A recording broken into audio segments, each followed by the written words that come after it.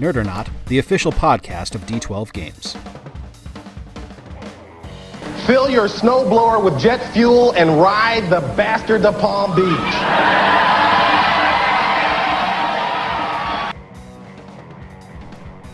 Welcome once again to episode 7 of the Nerd or Not podcast. We're doing things a little bit differently this week. We got something special for you guys. First, we're going to do our quick intros. I am Jay. I am the showrunner of the show, which is kind of ironic because Bob really does all the work. With me is Bob. Bob, say hello. Hello. And Corey. Hi, I'm anxious. And that's an understatement. So, actually, if anybody should be freaking anxious, it's me. Yeah, probably. Because we're doing something really, really special tonight. You guys are tuned in for a good one. Yeah. Yeah. But you guys are the able speakers, which is why, So I want to give you guys a quick update on the store. We actually have news, which is pretty awesome. Ooh, great. We are currently in discussions with the local shopping mall. We are getting information about setting up a kiosk come this holiday season, which is going to be pretty awesome. Cool. We're getting all the plans and everything like that, and we're getting, how much it's going to be for, the phone service and electric and all that fun stuff. So it is starting to gel, guys. It is actually starting to come together. The dream is real. Everything is reaching fruition. Yes. So I'm very excited. And once we get things concrete there, I will let you guys know about the Indiegogo we're going to start just to get some extra funding for the store. Mm-hmm. Because it'd be really nice to not have to worry about paying the rent for 6 months and just have wouldn't it? Yeah. Yeah, just worry about sales figures. That would be amazing. But as we are a board game store, and we haven't done this in a little while, I want to give a pitch to something that just wrapped up its pledge on Kickstarter, but you can still go to Kickstarter and search for the game and do a late pledge for it, because the company that makes it is Soda Pop Miniatures, and they're awesome about shit like that. The game is called Rail Raiders Infinite. Yeah. And as a tribute to Prince, dig, if you will, the picture. It is space. It is the far-flung future, and there is a space train, kind of like the Orient Express from Doctor Who. Fuck it, let's go with that. And suddenly, there are bandits on board. Bandits, you say? Why, Jay, this sounds like an episode of Firefly. Au contraire. You're right, it does, because that's basically the idea. The second one. Au contraire, now fuck it, you're right. So the idea is that you are going to be playing one of the bandits that you're going in to steal the double dollars, because we're going to go with the Trigun reference. Why not? There's a lot of references in this. Well, it's Soda Pop, so It's all reference. Speak not of the devil. Yeah, Firefly. You actually get one of the pieces that are not to spoil too much, but Yeah. Well, we'll get there. We'll get there. Okay. So the basic mechanic of the game is you're going to be setting up boards, and you're going to it's the train that you're trying to heist. Basically, It is a heist game. The game is to get in and get out without getting captured by the law bots, and the law bots, of course, are robot lawmen. Now, so far, this just sounds like a basic miniature game, but where this gets really awesome is with the combat mechanic, which is poker dice. So you get your 5 dice, you roll them, and you build hands of cards out of those poker dice. Now, it sounds like it's something that would be fun just based on the principle alone, but actually watching the gameplay videos in action, it looks amazing. Now there have been other games that have used a poker dice mechanic to mitigate other mechanics. Like Dice Town is a sim or a resource management sort of a game. Sure. Yeah, but that's more or less used to management resource territory control, freaking whatever. That's more or less used to mitigate decisions and such. But because this is like Soda Pop Miniatures, things tend to happen a little bit quicker and a little bit more immediately than that sort of a game would. Yeah. So that's the basic idea. I want you guys to go to Kickstarter and search Rail Raiders Infinite and look it up and take a look at the gameplay elements. But let's go over some of the stuff that you're getting as a backer of this. So the base game comes with 6 different raiders that you can use, and these are pure archetypes. You've got the Saloon Girl, you have Masked Bandits, you have Angry Tonto, So almost all your Wild West stereotypes, yeah, right? totally. You got angry Tonto. Yeah, a super angry Tonto who has not only a pistol but a sighted sniper rifle as well. You've got a gambler and you have a lady gunfighter, which is awesome. They all look great. They're fantastic. But where the game, and this is like anything with Kickstarter and especially with Soda Pop, where it gets really awesome is when you start to get to the stretch goals. Yes. So when you get to the stretch goals, you get stuff like their mascot is their mascot for any of their games are Candy and Cola. Yeah, that's right. Candy is a typical anime girl, and Cola is her squirrel sidekick. Mm-hmm. Candy is just go with it. That works. It's yeah. Those were my guys in Super Dungeon Explorer. Yep. Yeah. You are murder with Cola in SDE. But Cowpuncher Candy is pretty awesome. She's just a female gunfighter. She looks great. El Cola, however, is their version of Zorro for this universe. Except he's diminutive and has a bushy tail. Yes, he does. And so pinchable cheeks.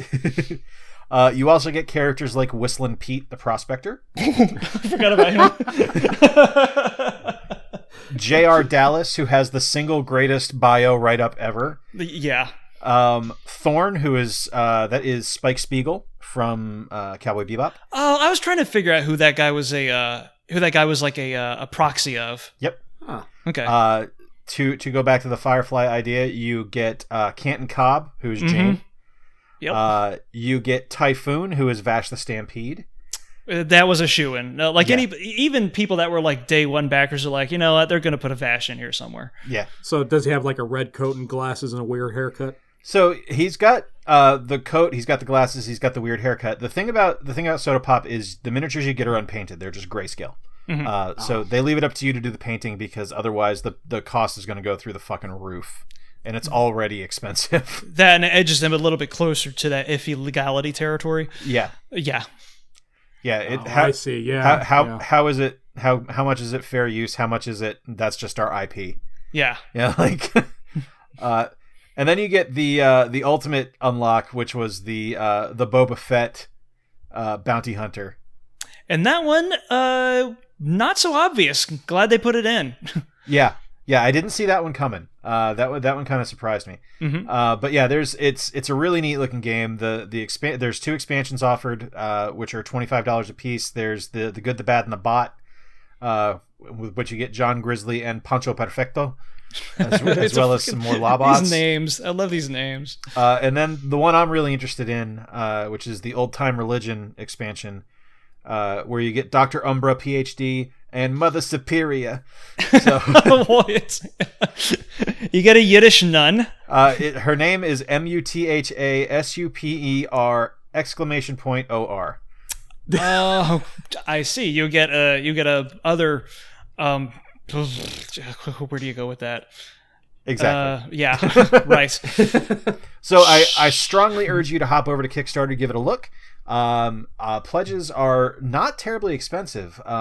It's for a miniature game, it's $50 and you get the base game with all the stretch goals, which is great. And then if you want to tack on the other 2 expansions, it's $100, and that is going to be significantly cheaper than it's going to be on shelves. And this isn't like the Ghostbusters shit, where it's, hey, we're going to make you pay $85, and then when it gets to retail, it's going to be $65, and oh yeah, we're never going to put an expansion out. Are you serious? They pulled that?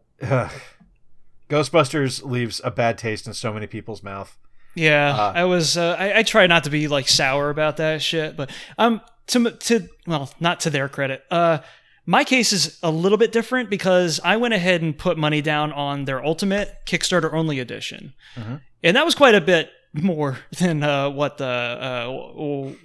is being offered for Rail Raiders. But the base game itself, the Kickstarter was about $80. And then, the retailers got their copies way ahead of the Kickstarter people did, way ahead of the backers. Mm-hmm. That was already starting off on the wrong fucking foot from go. And then they priced down the retailer copies over the Kickstarter backer copies. Now I try not to be like I said, a poor sport about it because I didn't even get that copy. But man, the balls on you to do something like that, especially in a subculture that is notorious for criticizing every single little goddamn thing that would pop up on their radars of scrutiny. This is actually a pretty big fucking thing. Corey's reaching his meltdown point. I'm not quite there yet because, like I said, I got a different copy. But I can imagine that especially after the printing errors that a lot of the backers had to cope with in the first print run. Apparently, a lot of copies of the board were sent out with messed up, what is it, Lord Cat or whatever the hell it was. I don't remember. It was one of the bigger figures. It was not a pleasant scene. And then they're starting a Kickstarter campaign for the second game. Yeah. And then the absolute giant balls to start a campaign for the second game and trumpet the resounding success of the first one. And it's like, wow. That's a god almighty iron boot to the sack, that shit. It really is. Because other people, a lot of people have compared this to like the Left 4 Dead 1 to 2 time frame or turnover. Left 4 Dead 2 was like announced like only a year after the first one was out, and people were like, "Ooh!" But the two are fundamentally different games, and in the least, they are fundamentally different stories. So you're not paying for the same game again, so close to the first one being released. These two are basically, from what I've read, with the exception of adding the slime mechanic, the same fucking thing. Yeah. And then they add in order to like justify putting out completely new Ghostbuster molds, they change the costumes on them. Oh, we're going to give you the Ghostbusters from the courtroom scene at the beginning of Ghostbusters 2. See? It all ties together. Instead of the Ecto-1 tile, you get the Statue of Liberty tile. Oh, I got it. Same fucking game, different pieces. Yep. This was your spot, wasn't it? Continue. I want to toss out one other thing to take a look at on Kickstarter. It's still got 3 weeks to go, and it is in no danger of not being funded since it's already met its goal. Let's see here, 5 times over. And that is the Dresden Files cooperative card game. Good. I'm a big fan of cooperative games. I like the idea of a party coming together and taking care of business and actually working together to complete a game. Is this Kickstarter still going, you just said? Yeah, it's got 3 weeks to go. Oh, very, very good. All right, I'm going to try to look that one up then, because I love me some Dresden Files. And yeah, it's great. $40 gets you a copy of the game, all of the stretch goals, and they are currently working on a second set of stretch goals right now, where if the project makes $375,000 total, which it's gonna, shipping costs will be eliminated for U.S. backers. So it's pretty baller. The stuff looks great. It looks like a lot of fun. The mechanic is really neat. I was told in no uncertain terms by my wife that we were backing this Kickstarter, and that's never happened before. So this is from Evil Hat. I'm sorry. This is from Evil Hat Productions. Yep, that's who it is. Okay, I found it. So yeah, that would be what I'm saying we should take a look at right now. But we also understand that with the segment we have coming up, you guys don't want to just hear about me talking about a store that you know nothing about, d12games.com, and games that aren't out yet that you don't know to play. But we do understand we have some new listeners coming in due to the big segment we have coming up. Bob, why don't you let people know what we're about and welcome the new listeners and start getting people prepped for what we have coming up. Well, first off, if this is your first time tuning into us, hang on tight, because we are all over the place. If you listen to our past episodes, we go from anywhere from movie trailers to Ghostbusters to domestic violence in the NFL. We're all over the place. A lot of Ghostbusters, apparently. Yeah, a lot of Ghostbusters. Actually, we should be called Nerd or Not, and sometimes Doctor Who, because I think we made a mention every episode. Let's call a fucking spade here. Nerd or Not, and sometimes Peter Capaldi worship. Yeah, that's basically it. Yeah. Yeah, I would I'm part of that church. Without a doubt. I'm trying to figure out if there's a problem with this or what. Not on this side of the microphone. No. Okay. No, not at all. If you are a new listener, odds are you are listening, as Jay said, for our guest who's coming up, and we want to say thank you. We want to say thank you as well to people who have been listening to us and are continuing to listen. And they're probably saying, who's Mark McEwen? And I've got to say, shut your pie hole. Or they're under 20. I mean, let's be fair. Then educate yourself, because Mark McEwen is go. a freaking national treasure. So I'm gonna be honest. I was when Bob first brought the idea of this interview up, I was terrified.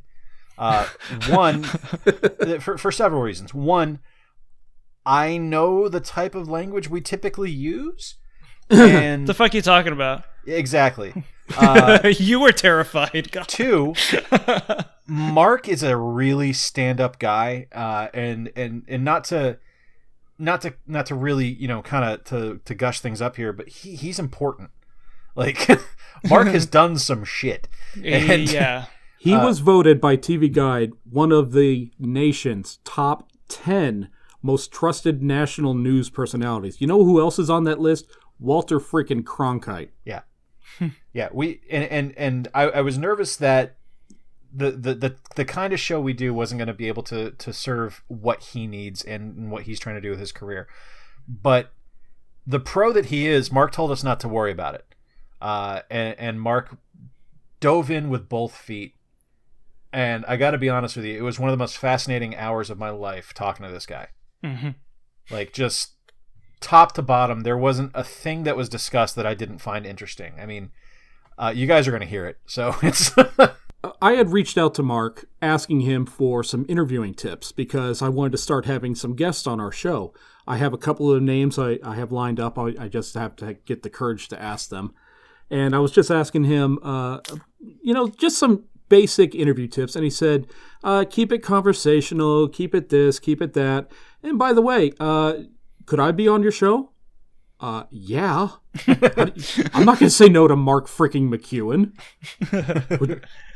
I don't know how I could. I don't think it's possible. Well, it's very rare that, like, even, I mean, not to slight us, but other, like, higher tier broadcasts get somebody with that much of a storied career in broadcasting to go on their shows. And we're in 7 deep, basically. Yeah. And I don't, our Twitter account hasn't, like, seen a whole lot in the way of traffic or anything. It's just us, basically, like we mentioned earlier, just Jim carrying around, and and here's a guy that's been on national television. I mean, for close to, what was his national career? Is like 15 years, and he's been in broadcasting over 20. Yeah, for a long time. But I guess I should give a little history here for people who don't know Mark McEwen. Yeah. Shockingly, if they don't know, he started off as a DJ in Baltimore, where it is perpetually 642. And Baltimore, and then people are like, "What's that even mean?" God, what's with these old farts? It's just George Carlin, you little Philistines. Look them up. Suck out my farts while you're at it. Jay points to Hufflepuff, by the way. Oh, I'm Ravenclaw, but that's fine. Oh, really? I thought, okay, you changed houses. Yeah, we're not nerds. Well, anyway, as DJs do, he started in Baltimore, went to Detroit, Chicago, and then New York. And while he was in New York, he was approached by CBS to start doing the weather. And we're not talking WCBS or some local affiliate. We're talking about CB-freaking-S. He started doing the weather, and then he morphed from that to entertainment interviews. And after a few years, he had an opportunity to move down here to Orlando, and he started anchoring the morning newscast for WKMG. That's where I worked. Here's where I come into the picture. So, 2004, he starts up, I think it was just after we had 3 or 4 hurricanes in a row. And he worked for about a year, and then around Thanksgiving 2005, he unfortunately suffered a stroke. It's kind of a sad story, but if you listen to him, he doesn't hang on it like it's a negative thing. It's a life experience that he went through, and he's just trying to tell everybody, hey, you can get through this. It was a serious stroke, and it affected his ability. Obviously, it took him off the air. He couldn't be an anchor any longer. But he was such, in just that short year, he was such a really, really, really good friend to me. He was the guy who asked me, have I seen The Matrix? And I said, no, I wasn't very interested. Showed up the next day with a copy a DVD wrapped in plastic. He went out into the store that night and bought it. And we So won't. here you go. And we won't hold that against him. Damn it! I was gonna make that joke. Yeah. Fucking sideswiped. Anyway.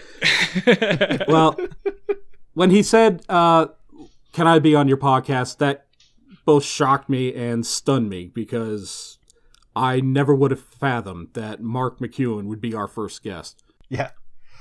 So with our gushing being over, we're now we recorded this interview a little while ago, probably about an hour ago now, but we want to take you now to our interview with seriously one of the nicest and most professional and really most inspiring people you're ever going to hear. Here's us somehow talking to Mark McEwen. Right now, we want to welcome in our very first guest to Nerd or Not, and hopefully not our last, the great, legendary Mark McEwen. How are you, Mark? I'm doing well, Bob. Thank you. When a person calls you legendary, that's another word for old. Experience. Not quite. I mean, you could take the word and put a pause in the middle of it, and then suddenly it's relevant, or more than relevant, I'll buy that. Thank you. Now, Mark, while we got you here, it would be foolish of us to pass up the opportunity to ask you about some recent passings we've had this year. This has been a tough year, especially if you're a musician. Yep. Now, with all the people you've interviewed presidents, you've interviewed Grammy winners, Oscar winners. I've lost track of the amount of people you have interviewed. Now, David Bowie and Prince, have you ever had a chance to sit down and talk to them? Yeah, both of them. David Bowie, I interviewed him on TV on CBS.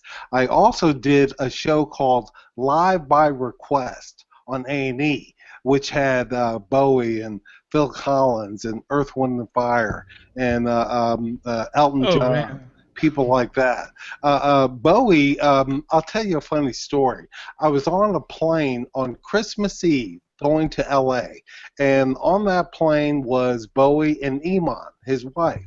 My daughter, Maya, who's about to turn 21 next month, was 6 months old, maybe. And I knew Iman didn't know David. I brought her over while we were waiting to take off, and I showed her Maya, and she said, "Show him to David.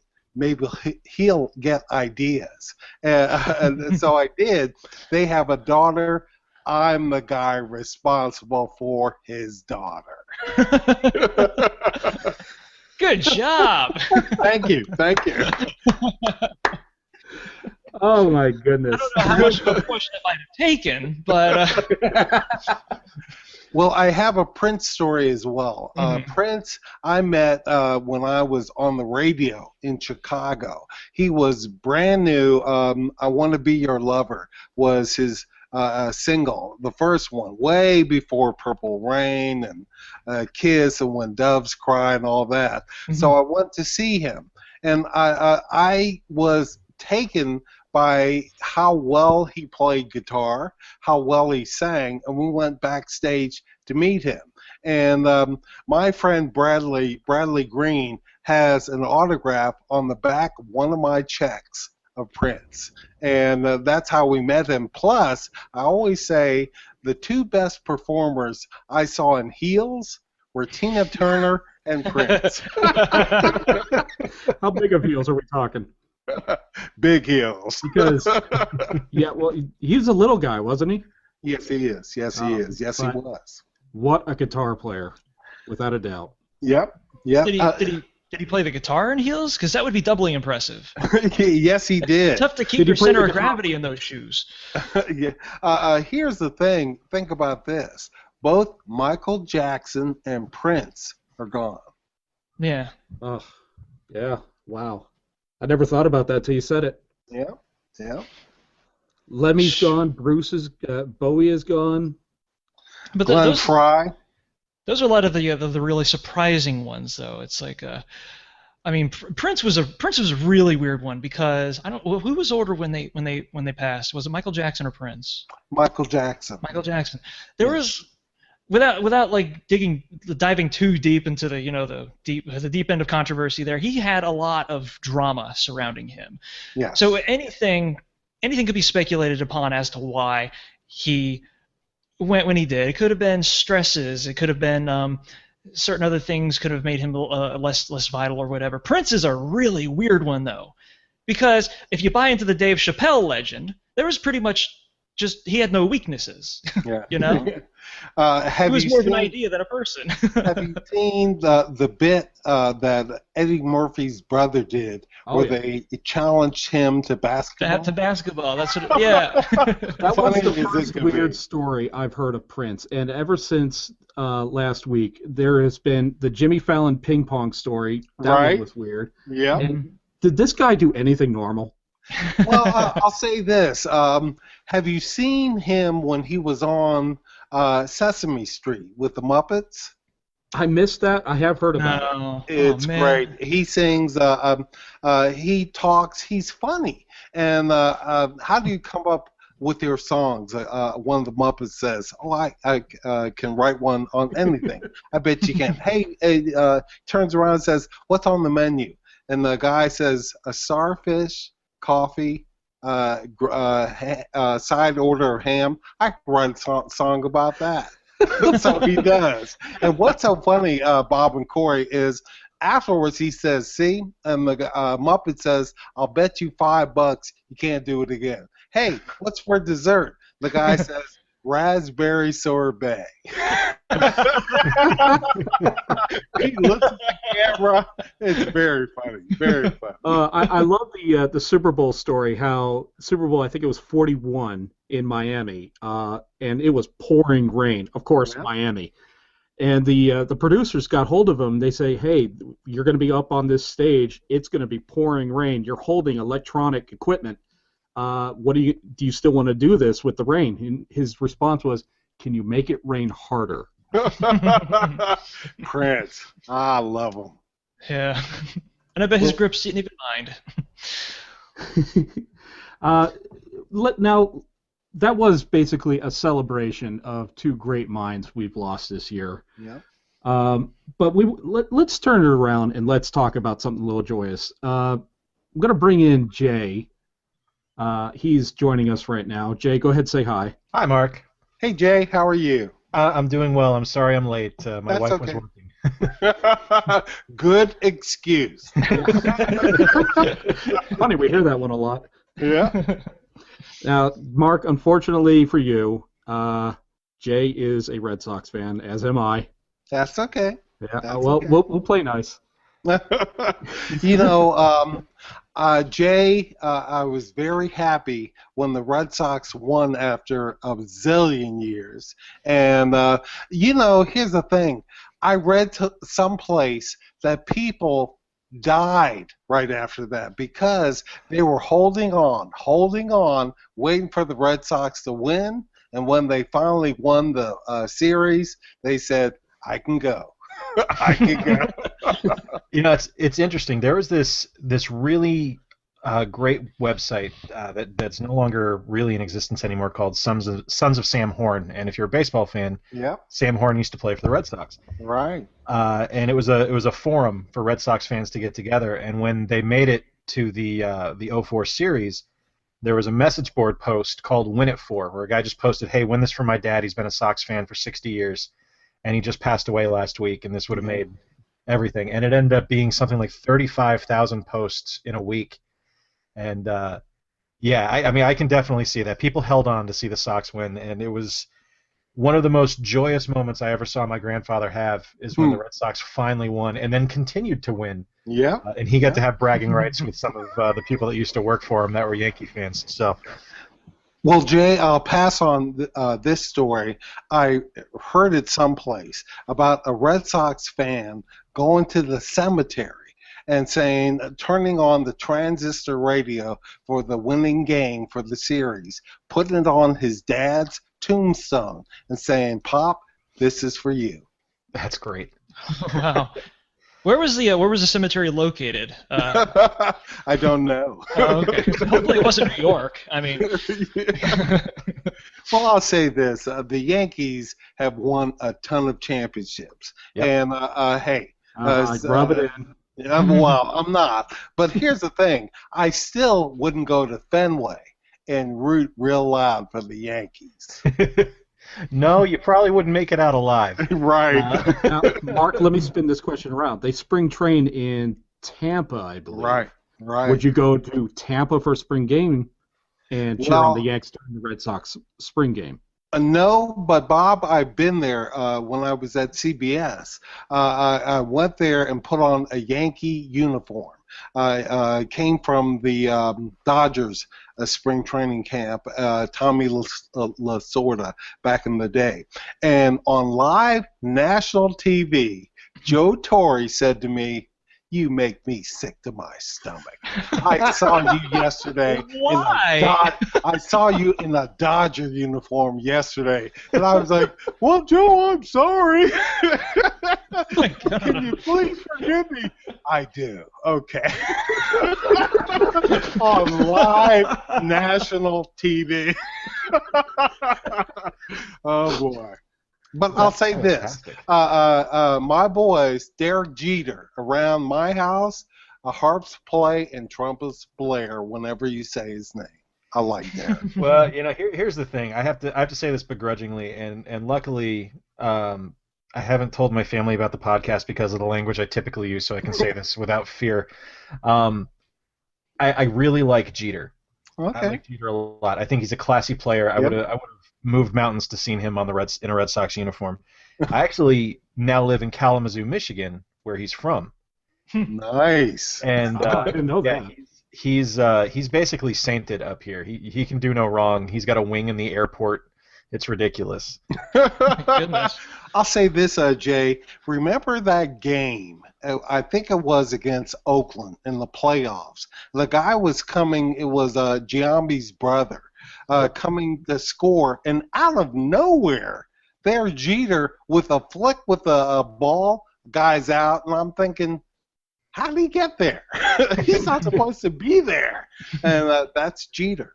That's Jeter. He was all heart, and the talent was there too. It wasn't just like Darryl Armstrong when he was on the Magic. It wasn't just all heart and hustle that got him there. It was hard work, dedication, and the talent built from there. And he was an inspiration to watch. Well, Jay, let me ask you this. Sure. Are you a Celtic fan? No. Ooh. No. I've never been a Celtics fan. No. Are you a Patriots fan? I am. Okay. Who do you like? Who's your guy? Brady. I mean, Okay. I love Tom Brady. I don't know that I like Gronkowski, but I enjoy Gronkowski. He's very entertaining online. He is. He's about as far from the type of person that I would want to be around in my life as possible. He's the most dude bro ever. The most dude bro ever. I think he's been voted most likely to get in trouble. Yeah. But I enjoy his antics online. But it definitely either Brady or Belichick. I think he's the best coach that's ever coached the game. Sorry, Bob, with Don Shula, but Bob, are you a Celtic fan? No. Well, that's not true. Before '89, I was a Celtic fan because of my mother is from Boston, and she was crazy about Larry Bird, and I thought him and Robert Parrish and the rest of the Celtics, I rooted for them every time against the Lakers and the 76ers. Nice. But when the Magic came around, it's like, okay, I have a hometown team now. These are my guys, even though for the first 3 or 4 years they sucked. Well, when I was on the radio in Chicago, that was those were the years of the A Train, Artis Gilmore, and Reggie Theus that made the playoffs. Yeah. And here come the Celtics to play them in Chicago. And I'd heard about Larry Bird, and I'm like skeptical, and I'm like, they're just right about this guy because he's this guy. And he came in, I'll tell you, every shot that had to be made, he made it. Every pass that had to be made, he made it. Every rebound that had to be rebounded, he did that. Changed my whole impression of him. He was a workhorse. Yeah. So I'm gonna switch gears a little bit because I'm gonna be honest, I had a whole series of questions based around kind of pinging you on how bad the Yankees are this year, but I'm gonna let that lie. Bob, they're awful, Jay. They're awful. They really are. They really are.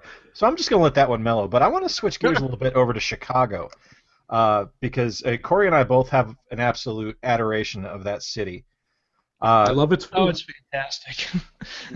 Can you tell us about your time in Chicago and things that you loved there, or well, eateries, man. Give us tips on the eateries. We're both big into stuff in our guts. Yeah. When I was there, my mother, who's from New York, visited, and she said it's the cleanest big city I've ever seen. She's right. They have alleys in Chicago. They don't have alleys in New York. And so a lot of garages and they pick up the trash very well. Chicago, of the three big cities, is the most livable of the three. The food there, I was there maybe a month ago. The food was out of sight. Now, Orlando, the food is okay, but Chicago, the food is great. In Orlando's defense, I will say Orlando's making a comeback when it comes to being a foodie mecca. Yeah. Well, at least a foodie mecca in Florida. Yes, I'll give you that. There are more chains here in Orlando, in Chicago, in New York. L.A., you have to drive around a lot, but there's more standalone restaurants in those cities. Here it's Carrabba's or Outback or Panera Bread.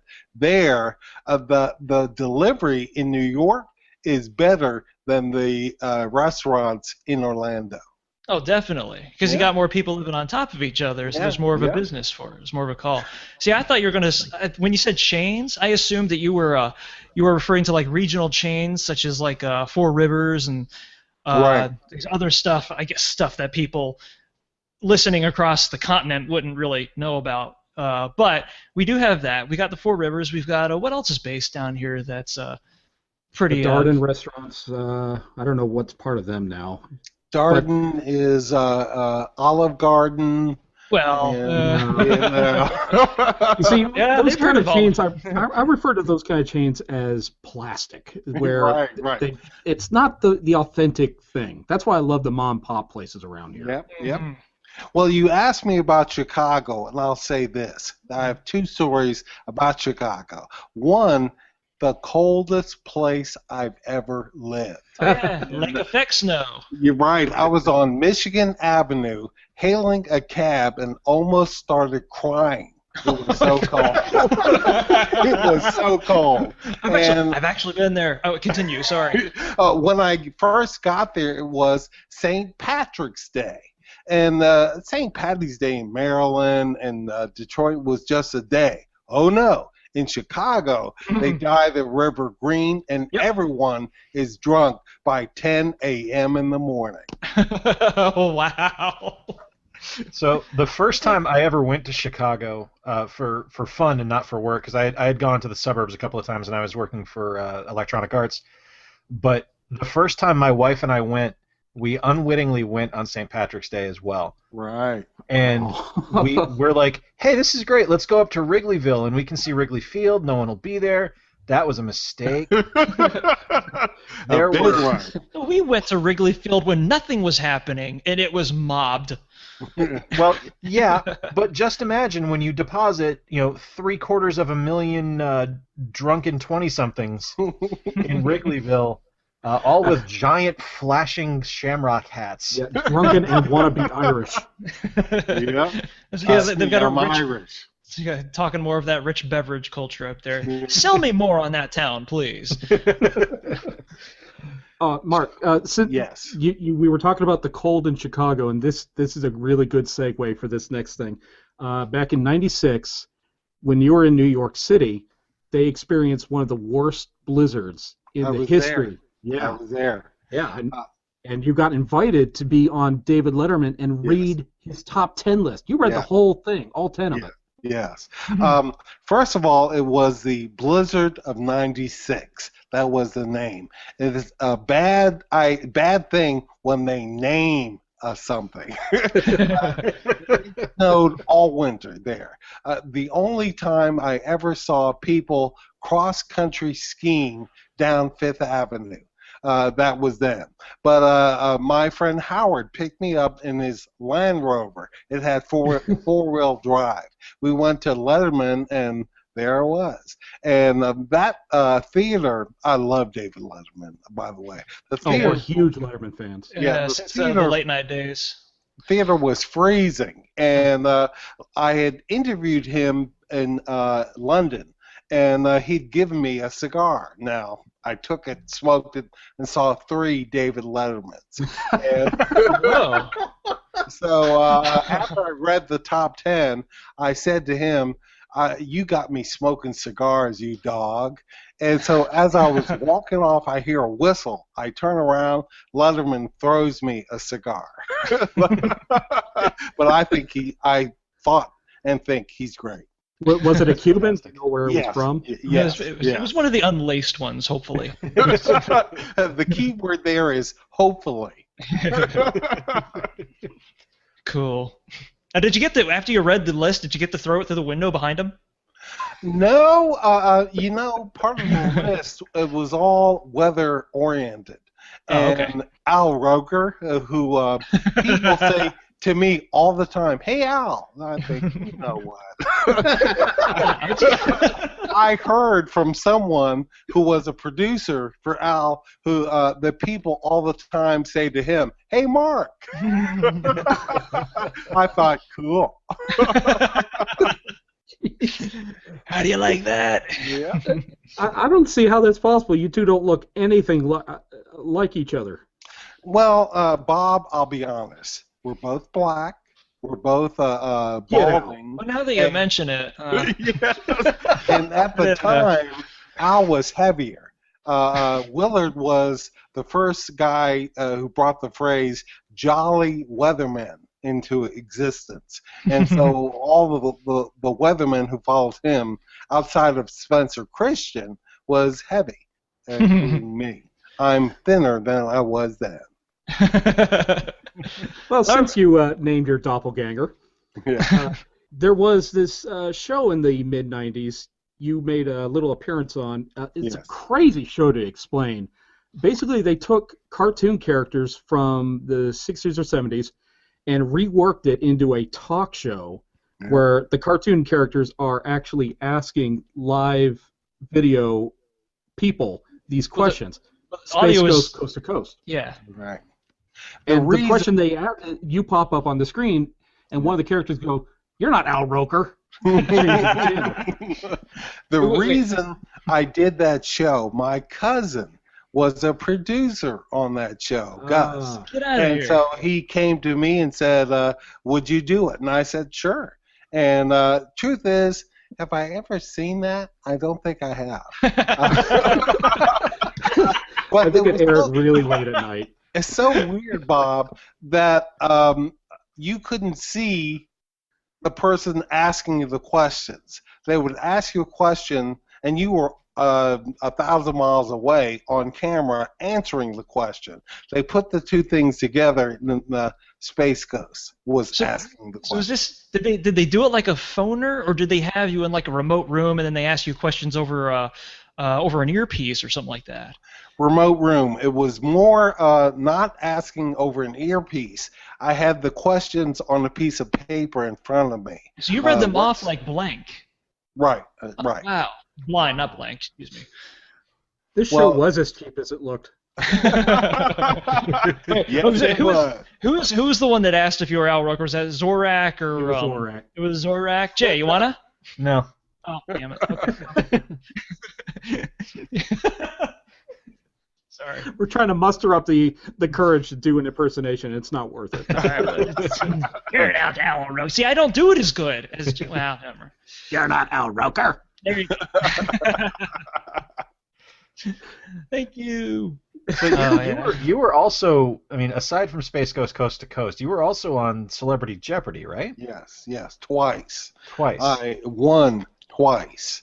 And the first time I beat Robin Quivers and, God, I forget, Rob Schneider. Yeah. Let me tell you.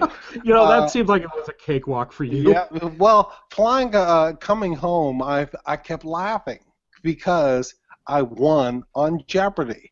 And Howard Stern, I'll say this, when I was in radio in Detroit and left to go to Chicago, the guy who replaced me was a young DJ out of Hartford named Howard Stern.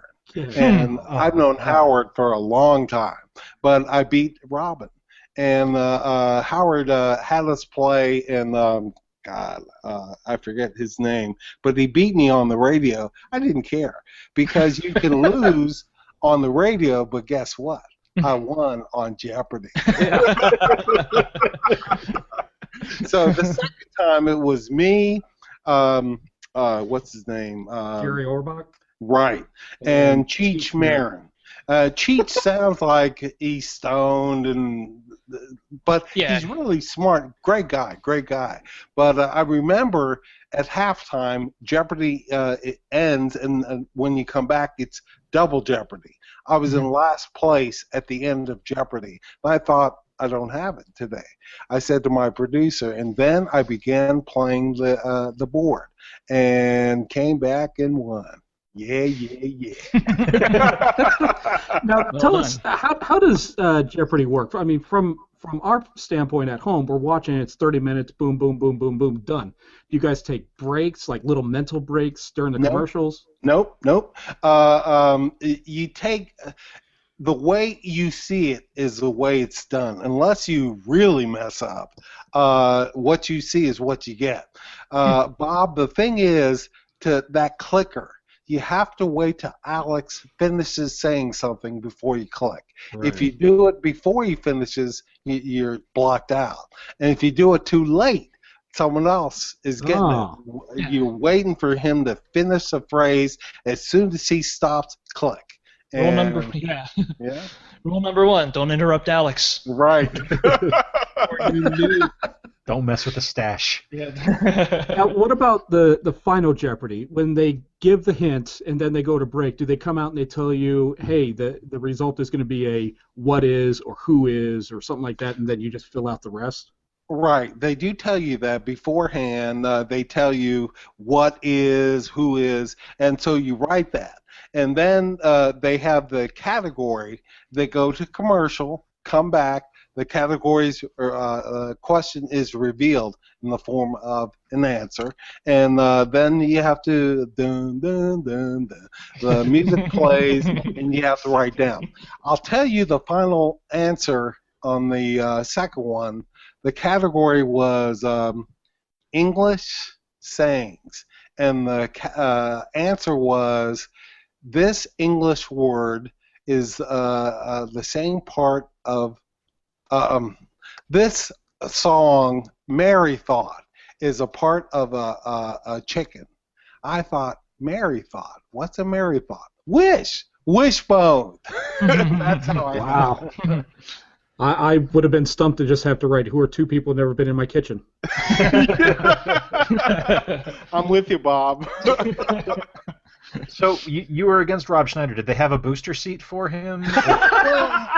No, but I'll tell you a story. The guy who picked him up said it took like half an hour for him to come out of the house. He rang the bell. The word was Rob overslept. But he had pajama bottoms on. But he was a great guy, just not that good at Jeopardy. Hell of a gigolo, though. Hell of a gigolo. You're telling us you saw the blood in the water. Corey, did you have a question? Oh my goodness. Geez. No, but I was reading about you had appeared on Murphy Brown at some point. Yes. And I used to watch that show back in the day. I can't really like speak against a whole lot of sitcoms nowadays because you get a good one that pops up every once in a while. And Jay and I were pretty big fans of How I Met Your Mother. And you're not going to get something like that for a very long time, I believe. But back in the day, that's what we said about a lot of sitcoms in the 90s, Seinfeld, Murphy Brown, stuff like that. How did that happen? How did you get suckered into that? If you remember, Murphy Brown was on CBS. And that's how we got on. Yeah. A story. The painter was named Weldon. I interviewed him on TV, and it was a post-tape. Post-tape means after the show. They give you a photograph with you match what your suit and tie and all that. So when it runs, it looks like it's happening live. Okay. So I interviewed him. It finally ran. I get a message from him, and the message was, I saw the interview. Who's better than you? Nobody. I never heard that. Who's better than you? It was Weldon. Weldon was like on the show. That was Murphy Brown's housekeeper or like live-in manservant or something. That was kind of one of his catchphrases. Yep. I was going to ask if you were on the Dan Quayle episode. No, I was there. We came to the set.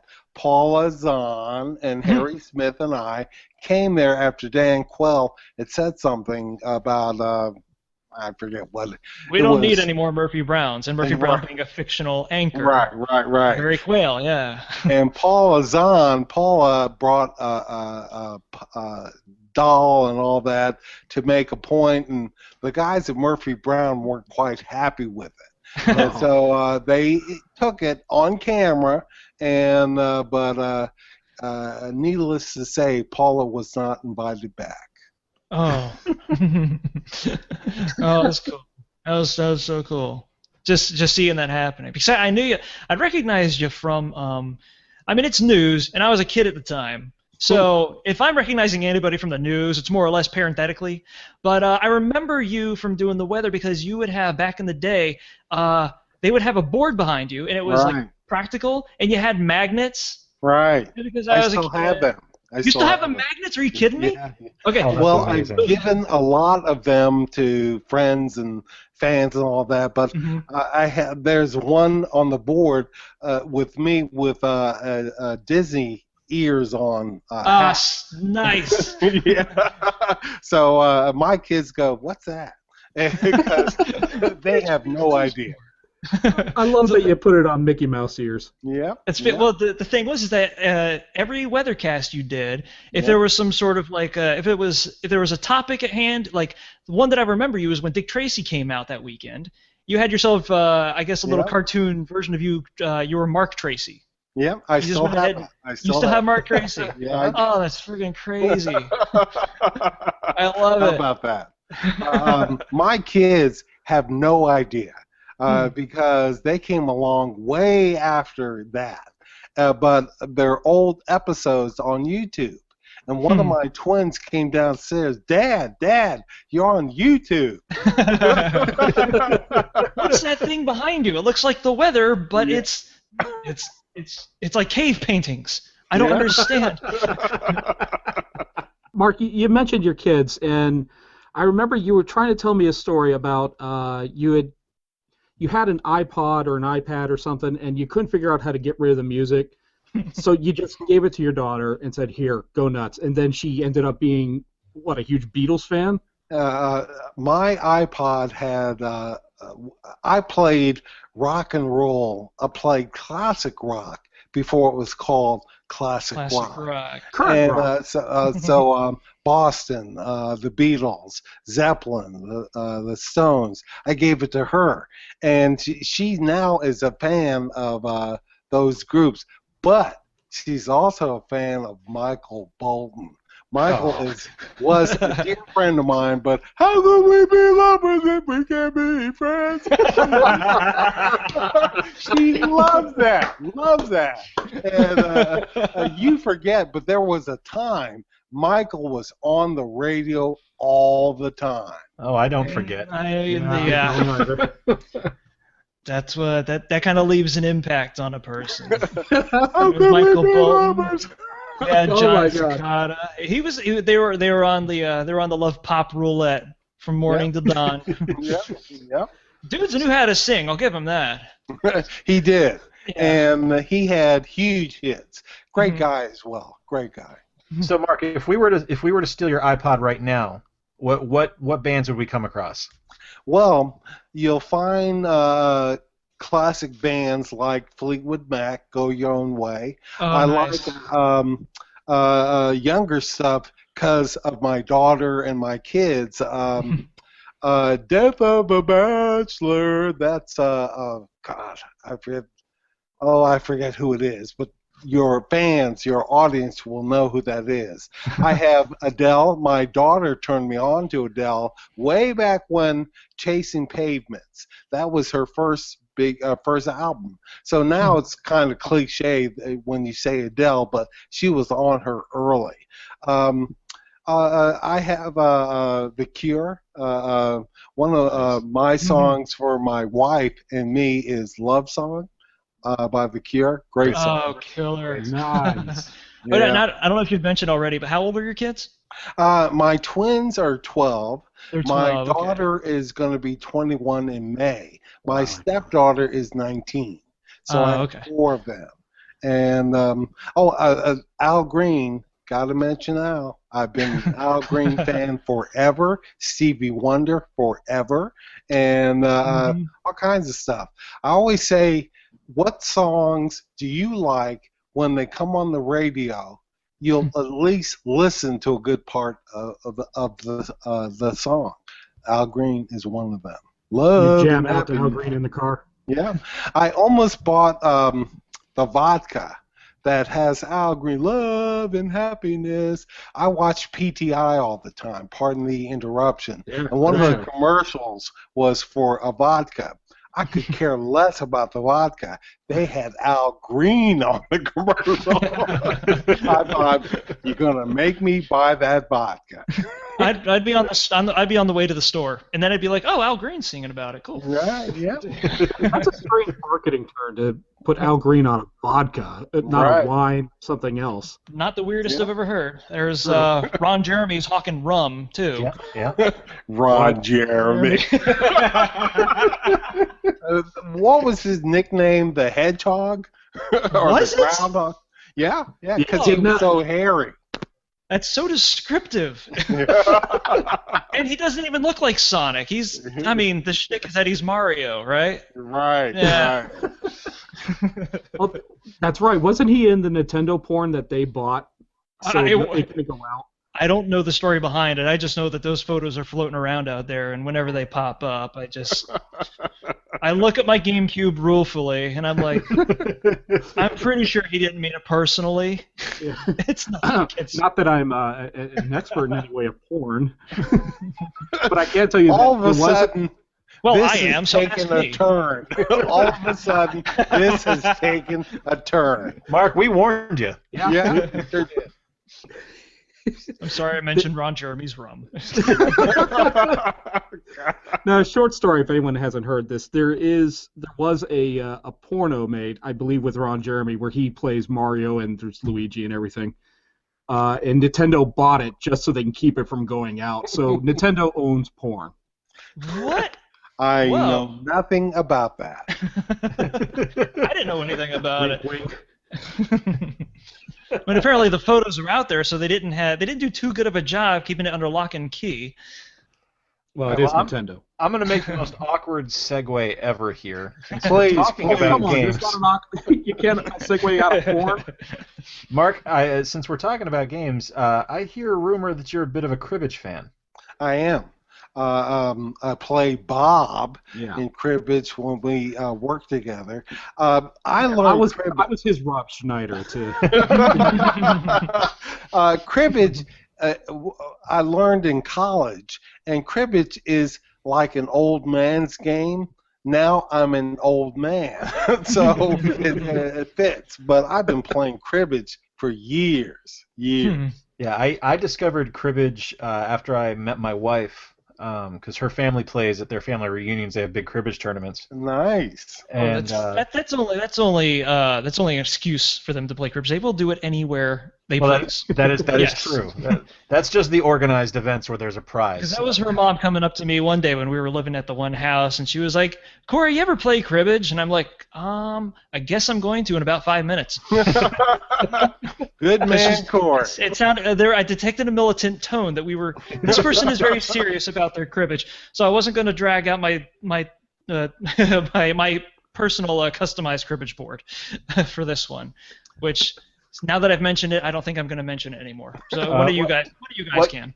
You need to let Mark know what it is, because you can't just say my customized cribbage board and drop it there. I have a cribbage board that's shaped like a toilet seat.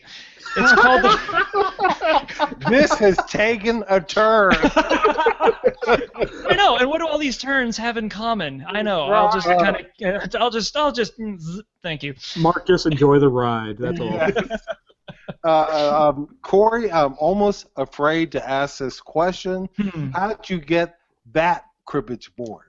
It's a mundane answer. I go to a lot of antique shops. It was a habit I picked up from my parents, and my mom usually shopped for straighter stuff. Like, hey, here's a kidney bean shaped coffee table. My dad was the guy that collected the wooden hand giving you the middle finger, a cologne bottle that's shaped like something you usually keep under wraps when you go outside. Things like that. And at one of these stores, it was Flowers of the 50s. I know Jay's going to remember that place in Fort Myers. Flowers of the 50s was the bomb. And I saw it up there. It was shaped like a toilet seat. I didn't know what it was. It just had holes in it. You lift up the lid, and there it is. It's called the Trainer cribbage board. So I showed this to Jay's mother-in-law, and she's like, "We're going to play on that." Yay, mother-in-law. I was hesitant to let her know, but I kind of slipped out, kind of how it slipped out just now, and she was all about it. Those people have a really good sense of humor, as it turns out. Cool. So serious about cribbage. Are there any other games you'd like to play, Mark? Before my stroke, if you showed me a game or something you could do, I would have the ability to learn it fast and beat you at it. I like board games. I played Risk for days. Serious business around here. The key is Australia. Yep. Build up there and go out, young. Asia, you can't hold Asia. No. Asia's tough. But play Risk and Monopoly. I kind of got bored with it because after a while you have money and hotels and it's pretty much it. Well, Monopoly is a forever game. It never really ends, per se. Right. It's just if somebody ends up doing well, then everybody else gets mad at you and leaves. Yeah, the friendships will end before the game does. Yeah. But I played golf when I was younger. My wife said after my stroke, she said, "I bet you can't wait to get back on the golf course." I said, "I'll tell you a secret. I didn't like golf so much even before I had my stroke." Oh, man. Without giving too much away, I used to be much more into golf than I am now. Yeah. It's fun to watch on TV. But now that Tiger's gone, I watch. Tiger was, if he was playing, I'd sit right down. I could be going out the door. I'd stop and watch him for a while. He was that good. And but these guys nowadays, they're good, but they're kind of interchangeable and all that. It was him and everyone else. That's probably the only time in golf's history that you're going to be able to refer to anybody holding an iron as a rock star in that sport. Because that was genuinely what he brought to it, was that star power. Jack Nicklaus. Since Jack Nicklaus. I so regret not missing the glory days of Nicklaus, because people tend to play up people that were, I guess, legacy names in a particular sport, or any even topical, And Nicklaus is one of those names that I hear a lot, and I was like, Nicholas, he was probably really good. I saw him make the most insane one shot just this last week that I've ever seen in my life. Are you talking about that crazy putt that went for about 100 Are you yards? kidding me? Yeah. That thing wound around those two hills like a snake, and then boom, it just like it was homing in on it. Yeah. That's why they talk about this guy like that. If you have a chance, go to YouTube and punch in Tiger's chip in the Masters and watch that. It's just I couldn't do it. This man did things that not even God could pull off. Right. And listen to the announcers. What's his name? Oh God, I forget. Vern Lundquist. Listen to his voice. Oh wow! They turned into kids. It's great to hear. Oh yeah, it's a thing to see these. I can't even drive, for Pete's sake. And these people do things with drivers that seem to defy physics. Yeah. I forgot I had a pair of clubs until I moved recently, and it's like, oh, I still have these things. Yeah, maybe I should use them. It's hard for me to drive a car. Yeah. Much less drive a golf ball. Now, I'll tell you what, I can get distance on a divot, but if you're asking me to the ball's a no man's land. It's not even an issue. Now, Mark, I did want to point out you do play Words with Friends like a hustler. I played your wife. Yeah, you played me and wiped the floor with me. Oh, whoa. I stopped playing you because you wiped the floor with me. We had a good series of matches, I will say that, but then you started whooping on me. And a lot of rival respect here. I can dig that. Well, I like games. I like smart games. I like games. I didn't play Scrabble as a kid, and that's what Words with Friends is. And so it's fun. But there are people who nonchalantly beat my rear end like it's a drum. It's 80% luck, is what you're given. Yeah. Almost. I mean, you're either really good or you're playing against a guy that just wants to put a bunch of cuss words on the board. Well, if you get more or less a the gimme. right, if you get the right tiles, I don't even know if those are. I don't even know if those are officially in the Scrabble dictionary. It's just that's a little bit of anarchy for the board game world, you know. Yeah. Mess up the Scrabble board. Well, one word that's legit is bong. Why do I find that so funny? We just got open for the show, boys. First time I saw that, I was like, "Hey!" Some people listening are going to be like, "Yeah, it is so legit." Fall asleep. Legit to quit. Oh my goodness. So, all right, Mark, you wrote a book. I can't believe it's. How long ago did you write the book after the stroke? Oh, I had my stroke in 2005. It was released, the book, in 2008. Wow. I spent a year in rehab, and it was bad, Bob. It was bad. Just moving slow, talking like Betty Boop. My voice was high and slow. Hi, how are you? And all that. This is something we can easily laugh about now. I'm sorry. Yeah. You're very descriptive about it, and I'm getting such a strong visual. That's okay. That's okay. So, I had to learn to walk again, to talk again, to swallow again. And what you're hearing, this is late in the evening. As a stroke survivor, time is not your friend. It tends to things fall apart. My voice tends to fall apart the later it gets in the day. And so, hey, there was life before stroke, there's life after stroke. You learn to deal with it afterwards. And, I'm lucky. I'm still here. There are a lot of people Way back when we began this, there are people who aren't here anymore. The fact that you are is a big thumbs up. Ask Prince, ask Bowie, ask Michael Jackson. Would they pay anything to be back here on this planet? Yes, they would. So that's the deal.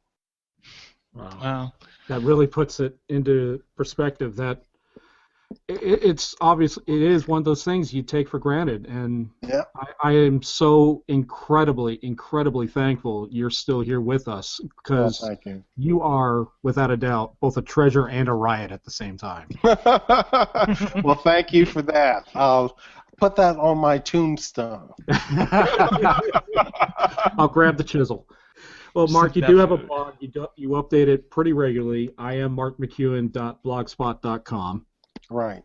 And your website, markmcEwen.com. And on YouTube, you have a TEDx talk, Live Your Dreams, that I highly recommend everyone needs to watch this. You're very kind. It is incredible. I love listening to it. Bob, that was the end of the day. I was the closer. Mariano Rivera J is the closer. So I came out, and the place was packed. It was on Broadway. And I've learned, in the words of Mary Poppins, a spoonful of sugar helps the medicine go down. Stroke is furrowed brow kind of stuff. And so if you make them laugh, they'll listen longer, and they'll listen with open ears, open arms. Yeah. And so you try to make them laugh in the middle of telling them about this heavy thing. And it turned out quite well. Bob, I hate watching myself, but I've watched that about a zillion times. It grabs you. It really does. I mean, the day that I saw it, I had to watch it like 3 more times just to see if I was. It was pretty cool. I mean, a lot of people like in their at our age, maybe and younger, I don't want to sound like an old fart here, because I don't like to. I don't want to convince myself that I'm an old fart yet. Did you say fart twice? Oh, did I? That's low for him. Oh my gosh. No, go ahead, Corey. Go ahead. Yeah, sorry. But a lot of people do take things for granted, and they spend so much valuable time getting angry over stuff that does not affect them in the slightest, and has even less of an effect on the people that they know or the people that they would care about. And I think that, like, humor, there's outside of that, there's so much actual pain in the world. And to get on people for laughing their way through it, I don't know, it's not madness. I mean, a conscious decision like that has root in some sort of cognitive urge. I don't know what it is, but what you were saying during that TED Talk was really resonant. It was like, this is dust, and it blows away eventually. Marky, thank you so much for being on this. It's a treasure for me, and I'm sure these guys can say the same, that we're so thankful you could be on our show.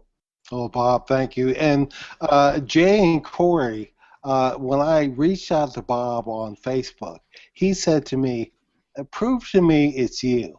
What song did I put on recorded 5 times for you? What band? I thought, was it Ace of Spades? No. I said Metallica. Bob said, it's you. I wanted to make sure I wasn't getting fished. Right. Sandman has always been one of my favorite songs. How many people can say that they could potentially have gotten catfished by Mark McEwen? Thank you. Thanks for doing this. Thanks so much. My pleasure. Thank you so much, Mark. My pleasure. And good luck with the podcast, and good luck in life. So that was awesome. I think. Jay? I hope. Yep. Jay, we had Mark McEwen singing on our podcast. Yeah, we did. Yeah. Dude, he sang Prince. He sang Al Green. He sang Panic at the Disco. It was incredible. And such intoxicating melodies too. I mean, it's that was seriously a rush. Like I'm on I can't think of a better term to put it other than I'm on a runner's high. You know what I mean? Yeah, that was that's just, exactly what it feels like. It was exciting. It was fun. We accomplished something big, and huge, insurmountable thanks to Mark McEwen for being on the show. Yeah. Thank you, buddy. And I hope we can have him on in the future, because that was fun. I would love to have him on for like when other like big world events. Hopefully not when a singer dies again. Yeah. Well. Yeah, that would be nice. We are getting older, and so is everybody else. That's a very good point. So we're, with that wonderful interview behind us, we're now going to move towards the close of the show. But as we always like to do, we like to talk about what we're doing. So, Bob. Oh yeah. What you doing? Well, aside from getting situated. Yeah, you're. You moved. You're a big deal now. Well, I don't know if I'd say that, but let's just say Cretins Guild Studio has its own office now. Yay! We have a central. Moving on up. We might actually have a northern expansion of that come this summer. By the way. So. I can't wait for the chains to break out. Yeah. So, you're both going to be homeowners. Possibly. Holy God. Way to push my prolonged adolescence down my throat, guys. Hey, there's nothing wrong with renting, and I'm going to say you live on a fucking beach. Yeah, that's true. So, yeah, shut up. You have a 10-second walk to the beach. Yeah.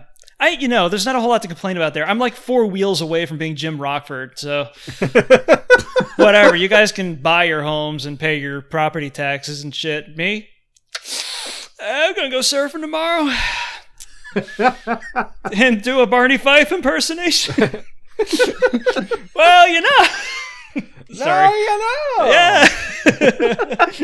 I was on a 5-footer yesterday, and I didn't fall off until I reached shore. Yeah, so I'd like to say I've been doing stuff, but aside from watching a couple things on Netflix, I've been incredibly 24/7 busy with this move, and it's almost done. I could see the light at the end of a tunnel, and it's not a train. Yay! How do you like the new house? Way to keep it thematically consistent too.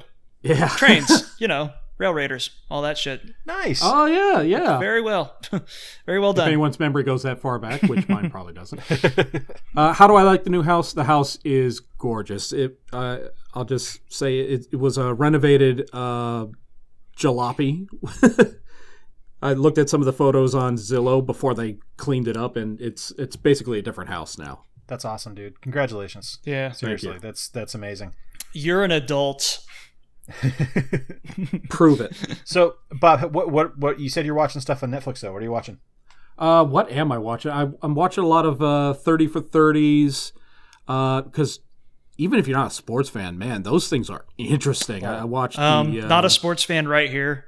That's some damn good filmmaking. Yep. Yeah. If they can make any facet of sports interesting to somebody who was basically stands outside the church with a sign saying God hates sports. That metaphor sucked. So par for the course. Yeah, basically. And make it basically, it made sports interesting to me. You're on the right track. You're doing something pretty damn canny. Yeah, I could tell you right now, the 3 I did watch recently was the I Hate Christian Laettner. That was the title of it, and I thought it was a perfect title. Yeah, that was one of the ones I saw. The one about the Duke lacrosse players, and man, that changed my outcome when it comes to trials these days. Like you don't try to take a side, left or right or wrong. And I watched one that was actually aired not too long ago, The Rise and Fall of the Orlando Magic, which was both fascinating and freaking heartbreaking, because I'm a huge Magic fan. That is a tragedy of like the most potent Shakespearean stripe that you could ask for, at least as far as basketball goes. Yeah, it kind of hurts even more when I hear Shaq say, "I wish I never left Orlando." It's like brain aneurysm. So I am I'm going to geek out a little bit here about something that just happened in WWE. So for a couple of years now, I've been. Jeez, what thing? There's so You'll much. know in a sec. Okay. For a couple of years now, I've been seeing really shitty YouTube or Dailymotion clips of a Japanese wrestler named Shinsuke Nakamura. And I had to be honest, I didn't quite get what the hype was because, again, they were really shitty YouTube clips. So I couldn't really tell what the big deal was about the guy, and I'd never seen any of his openings or his entrances from like Wrestle Kingdom or anything like that before I had seen his debut this past NXT TakeOver against Sami Zayn in what is, no joke, the single greatest wrestling match I've ever seen in my life. It's up there. I can think of few better, but when I say few, I mean like a single handful of them. I can't think of any off the top of my head, and I'm sure there's better ones, but Cactus Jack deathmatch, but it's just me. I'm not a deathmatch guy, so okay, all right. But I mean, to see Nakamura come out and see just the charisma he has is unbelievable, and that was worth the price of admission alone. And then he got into the ring, and he's going up against my favorite in Sami Zayn, and it was magic. I mean, the guys, how long did they fight for, Corey? 25, 30 minutes? I couldn't tell. It was over before I knew it. Yeah, it was. The guy comes out like he just injected himself with a vial of Ric Flair's blood. He does his thing. Woo! That bit where he hangs off the rope, which is, I guess, his iconography. Yep. And the match itself wasn't even what you'd come to expect out of, the Sami Zayn stuff is typically high drama, but it's of a different stripe. It's more modernized. This was straight up old school shit. This was like seeing who's a guy that I'm trying to think of here. Like Roddy Piper. Like one of them's definitely Roddy Piper, the guy that stayed on the ground the most. I would say Nakamura. Going up against maybe who? Marty Jannetty, maybe? No, that wouldn't sell. That wouldn't sell it all that much. Yeah, that's right. I swear that guy had some good matches. He did. Yeah. To me, it was like a Piper Macho Man match. So it's Piper. Oh my God! How could I miss the obvious? Duh. Yeah. Because you had someone like Nakamura who was grounded and who was, wasn't flying all over the ring and was hitting like a freight train against someone who was finesse and style and high flying and in Zayn. Yeah. And it was a clash of the personas in addition to that. Yeah. And the psychology that they both displayed in the ring was amazing. Yeah.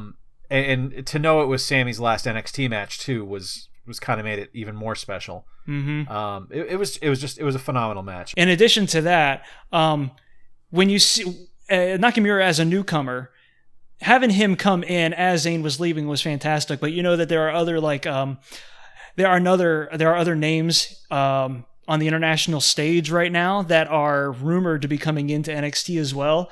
And you want to see Zayn. You want to see Zayn versus the Planet, really. But there are some like that I can think of like right now off the top of my head that I'm not going to put out there because I don't want to jinx the possibility of it. I know exactly what you're thinking. You know exactly what I'm thinking about. I would pay, dude. Oh my God, I would pay friggin' Arena Day seats. Prepay Arena Day seats to see Zayn go up against this other guy. And who the hell knows who else is out there that you would like to see Zayn go up against. And hopefully the rest of them will make their way to like the big stage. Maybe they will, maybe they won't. But yeah, it was a bittersweet thing. Amazing match. Zayn leaving it just made it hit. Yeah. Made it hit way more harder than it already did, which was right. Also, holy shit, congratulations to Samoa Joe, your new NXT champion. Not much of a shocker, really. Well, it is because it happened at a house show. Okay, then something went wrong. No, it was planned actually. They had a title change and they didn't sell it. They had a title change. They had camera crews there, but they did it in Lowell, Massachusetts, in the same arena where Joe had won his first world championship. What was world championship with who? With TNA. With TNA. Okay. Oh, that makes sense. Yeah. So because usually when they change titles on shows that aren't on TV, there's a really good reason for it, like a guy is hurt or we have to change the title right here, right now. And the fact that they didn't put it on TV or on one of their regular shows makes me a little suspicious that something went down. The reason it went down this way, Balor wasn't dressed as the demon, so the demon is still undefeated. Oh, that's why they're running with that thing. Yeah. Oh, okay. So it's just basic marketing. It's all it is. Plus, they could sell it as, hey, at any show, something amazing can happen. That's so exactly, come to all of our live shows. Exactly. See, the thing I thought might have happened here, and this is pure speculation, by the way, although it probably might have happened, was Joe was probably primed for a belt push, and this was happening at a pretty notable location for him. So, cell phone to Vince. Vince, what do you say? Maybe we bump up my championship by about 2 weeks or so. And how does the sound of kicking Dixie in the knees sound to you? I love it. Well, Joe, let's not. There are distinguished competition, but yes. Please, I seriously doubt Vince considers them competition. No one considers them competition. Feed her to the chipper shredder if you've got one handy. Just make sure that she sees you holding a belt first. I'm Vince McMahon. Fucking TNA airs on the former TV Guide network now, so. That's something we should probably do is like come up with a list of our 5 favorite matches of all time. The 3 of us. I like that. We should do that somewhere down the road. All right, so to close out what you're doing, I have been waiting on this for a week and a half now. Which Corey, I'm trying to. What you doing?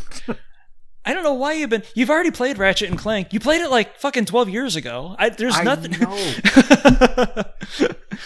You played it like fresh. When it was still being advertised and crap. But it's one of your favorite game series. Ratchet and Clank to you is basically like Sly Cooper to me. Or, honestly, it was Banjo-Kazooie that came before Sly Cooper, but Banjo-Kazooie is kind of a sob story for me nowadays, so. Sure. Anyway, I started playing Ratchet and Clank HD because of the PS3. And I still got my PS2 hooked up over here. But it's easier to switch discs than it is to switch ports. So, there you go. Sure. Now, I will say this. When I first started playing it, I was like, oh, this is 2002 as fuck. Because the way that for one thing mascot platformers aren't really a big deal anymore. Yeah. And because they aren't, game design has kind of like taken many different paths in order to evolve in the way it has over the last year. And that's speaking not of the boom of coffee table coding, the indie stuff that came about in 2009 or so. Outside of that, mascot platformers haven't been a big deal. When a mascot platformer does come out, it takes a lot of what came before and was like, look, this is ruined, so let's do something else. And I can think of like Garuruman as an example, or I'm not going to say Nuts and Bolts, because, sure. Well, you know what I'm talking about. There's a point here. You can use examples. Go to Wikipedia, whatever. So it's a lot of... Do your own research. Do your own research. You don't pay me to do commentary, whatever, man. That's an inside joke between me and Bob. We'll tell you about it later. Some shit. Right. So I'm playing Ratchet and Clank. You start off with a melee. You get like guns right afterwards. And it's like, why the fuck am I going to be using these guns if I have ranged melee as well? You hit crouch, hit melee. You can throw your wrench and it comes back to you. It seemed to be like completely pointless. So what happens eventually is that you need to start using your ranged weapons a lot. Mm-hmm. And you run out of ammo with your ranged weapons. Well, what are you going to wish you had at that point? You're going to wish you could throw your fucking melee weapon. So from the gate, I was like, this is primitive as hell. And then the design decisions start organically taking shape throughout the course of the game. Unfortunately, that design acuity is offset by the dated as fuck visuals. And when I say dated, I don't mean like textures are semi-blurry. I get it. You're using the same assets and you're just scaling them up for modern displays. That's fine. The cutscenes, as good as the animation is, those models aren't good. No. No, you can see. Why bother giving the characters phonemes when you can just like see the clipping through the eyebrows or the eyelids and such? It is unnerving, at worst. At best, it's like a niggle, but it keeps happening. It's like persistent. So, in making that transition from like the old games to HD, there was negligible work on. There was negligible effort on like trying to refine everything, at least visually. Now that brings us to sound. Thankfully, sound is always going to be sound. You upscale it or you keep it as it was. They upscaled the sound. No big deal. Not a whole lot of work, which is great because the music in that game is fucking astounding. It's fantastic. Mm-hmm. And not a thing doesn't stick with you at least 30 seconds after the fact until the next track that you seg into begins to take shape over the one you just left. And I kind of wish I'd known about the soundtracks to Ratchet and Clank for the last 12 years because those would have been on my player of choice had I known. So there's a lot of greatness about it, and I understand why people have such reverence towards that series and those games. Man, they made a fuckload of them. They made a ton. And after, I like your measuring cup there. Yeah. Well, the fuckload is maybe just about an inch below the collar. I think when you meet the collar, that's too much. Meeting the collar is... Call of Duty is a cheap shot. Let's say meeting the collar is... Grand Theft Auto. Grand Theft Auto? Probably, yeah, I guess so. Grand Theft Auto, I say, is there because, I mean, while it might have fewer games than Ratchet and Clank, it's only had one good one. Vice City? So, exactly. I've actually been messing with Chinatown Wars, and I like what I've seen so far. Oh, really? Yes, but because they had to shoehorn that entire modernized Grand Theft Auto experience into the Nintendo DS. So there's a lot of downscaling involved. However, they like introduced some sort of weird, like a... contraband economy sort of a feature to it. It's difficult to describe, but I would say that's at least worth a play. I don't know. I think one that we're talking about is like Activision. Activision tends to whore out their shit like ad nauseum. So like, yeah, we'll go with it. Call of Duty sits at just above the collar, which is way too fucking much. And now there's like 3 other games for the PS3 in the Ratchet and Clank series after the initial 3 that were on the PS2. I gotta go fucking play those now. Mm-hmm. That's going to happen. That was my thing. I'm playing Ratchet and Clank 12 to 13 years after the facts. 14 years. 14 years? Yeah, it came out in 2002. Shut up. Shh. I know. It took too long getting around to it, but... I'm just glad you're playing it. I'm glad you're having fun with it. Well, so am I. But it's better than me. I just glanced over and I just saw all my consoles are still in a box. I haven't taken them out yet. Take out your fucking consoles. You are letting us down. Maybe I'll do that tomorrow, and tomorrow's my anniversary. You know what I'm going to do? I'm going to come over to your house in a nun's habit and a bell, and you're going to get the shame walk. Shame. I would pay money to see that happen. People in your neighborhood would be like, what the... So, this is the guy who moved in. He's attracting these characters. All right, guys, so that is going to do it for this episode. New one will be coming in probably about 2 weeks. If the plans align correctly, yes. Depends on work. Please do keep up the conversations on Facebook and Twitter or on email, however, really, smoke signals, whatever you guys want to do. Semaphore flags. We can do semaphore. Tagalog is okay. Yeah. I'm keen on shadow puppets. Shadow puppets, but not penis puppetry. Probably not. God. No, of course he went there. That's a little difficult to manage. On an episode, we have Mark McEwen. Corey's mentioning his cock. I'm not mentioning my cock. I'm mentioning your cocks. I'm mentioning the cocks of our listeners because it is them that we have to be keeping in touch with, right? I might pop in with my cock every once in a while. I don't know.